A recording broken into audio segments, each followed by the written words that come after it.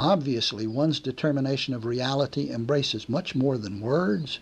It includes the infinity of nonverbal feelings, sense perceptions, intuitive knowings.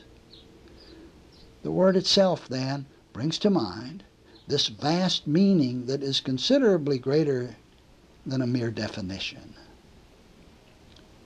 Thus, the academic knowledger stating it is not possible to define infinite God by means of finite words is really just a lame excuse to not define the term for ourselves, to go on sleeping, and to make no personal effort to define reality at all. Well, what do you know about reality? Do you know what's real and what is not? Can you separate fact from fiction?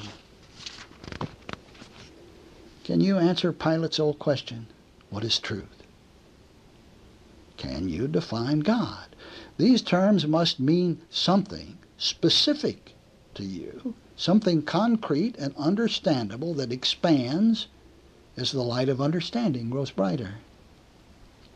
Well, now the time has come to stop fooling around. It's time to get the answer. Now here we go. Not someone else's answer. Not from somebody else. Not someone else's version of the answer. But to get your own answer. Arrived at yourself from the depth of your very own being. Here and now you can begin this personal effort to determine just what fact, principle, reality, truth itself is. In spite of all that mankind has been told for centuries, this isn't an impossible task. It isn't hard to do. It isn't even an uphill struggle. It is the happiest thing you will ever undertake.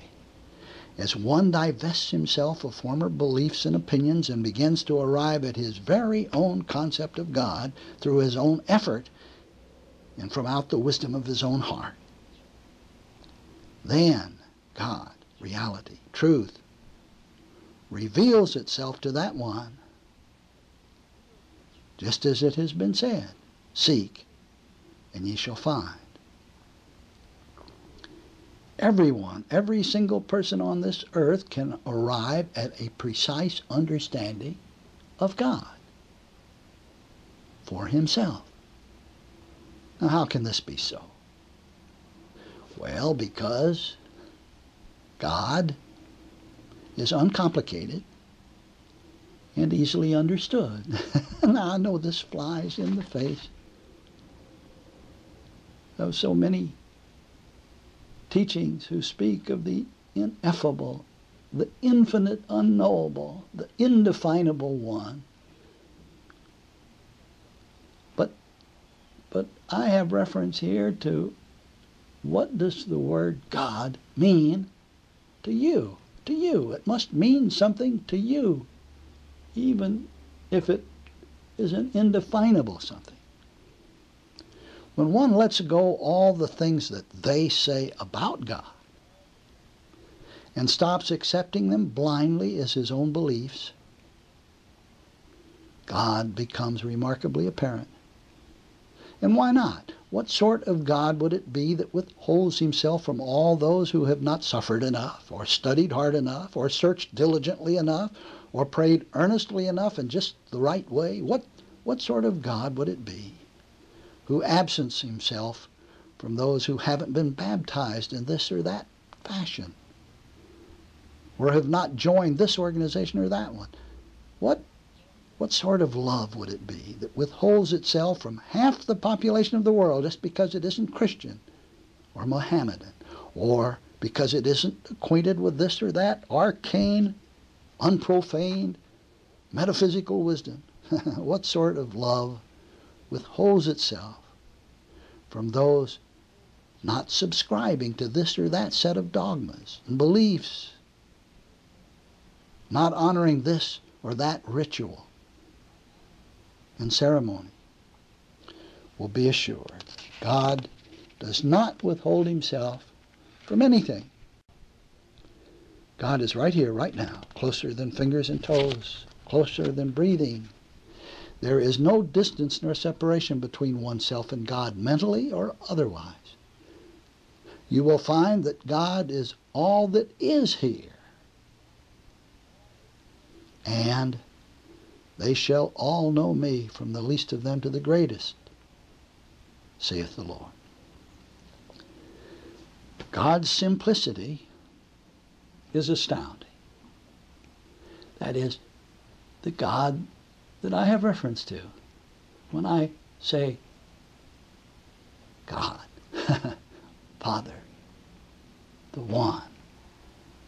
God's simplicity is absolutely astounding. And it is this very simplicity that the pompous intellect of mankind can neither see nor understand, while struggling through its jungles of erudite beliefs. We let the beliefs go. We let what they say go. We drop all the old personal opinions, no matter how near and dear they seem.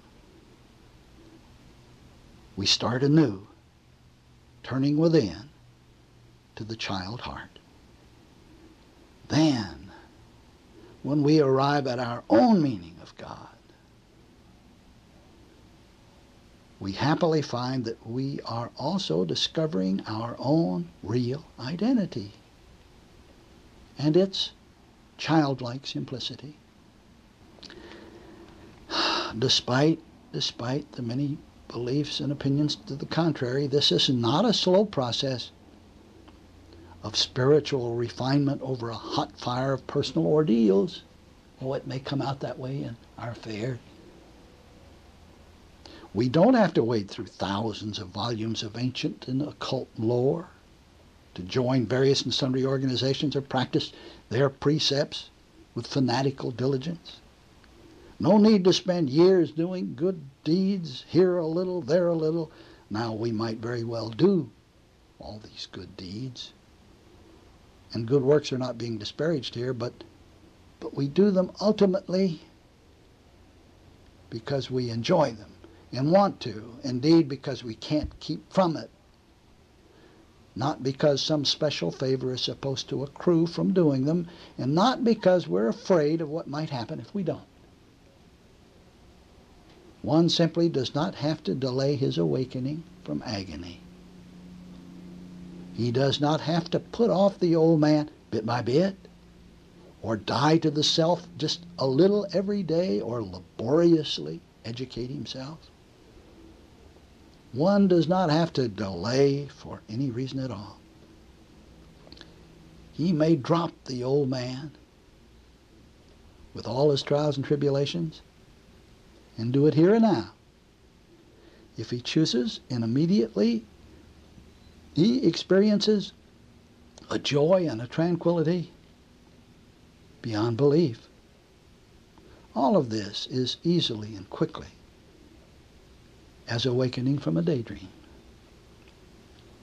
Well, listener, how easily can you withdraw from your own mental fantasy in a land of make-believe? Who snaps you out of your own wool gathering but you yourself? Now, when one begins to answer these questions for himself, extraordinary things begin happening in his experience. Trials and tribulations slip away, just quietly go away, one after the other. Even the most persistent pressures lose their power to disturb us. One finds oneself seeing old concepts in a new and lovelier light. Suddenly, or perhaps not suddenly, but eventually, health, wealth, and happiness appear where they seemed absent before. Freedom and tranquility blossom forth in our business. Love begins to permeate every nook and cranny of experience. Untoward conditions of all kinds just vanish like the morning mist. All because we have begun a personal determination of